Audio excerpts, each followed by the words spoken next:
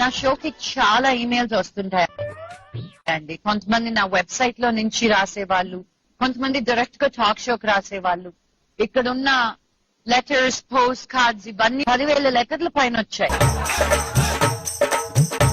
అదే కాదు, నా వెబ్సైట్ షో స్టార్ట్ చేసిన బిగినింగ్ లో 8 సార్లు 8 times బ్యాండ్విడ్త్ సరిపోలేక అన్ని సార్లు చాలా మంది షోని వెబ్సైట్ ని అన్ని హిట్స్ వచ్చాయని 8 సార్లు డౌన్ చేయాల్సి వచ్చింది నా website.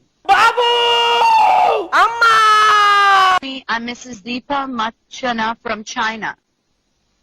Currently living in China with my husband. We are watching your program and enjoy a lot.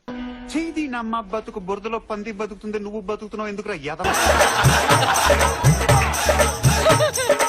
చైనాలో ఉంటూ రాత్రి 11 గంటల వరకు వెయిట్ చేసి నా షో చూస్తున్నావంటే ఐఎమ్ వెరీ బ్లెస్డ్.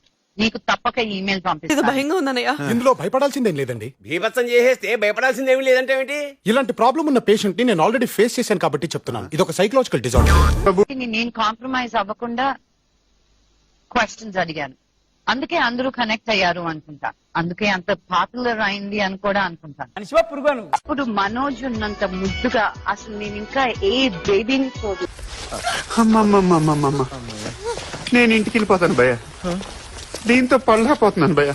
మీరు గెస్ట్స్ ని అంత ఫ్రాంక్ గా క్వశ్చన్స్ అడుగుతున్నారు కదా, మీకు ఏమి ఇబ్బంది అనిపించలేదా?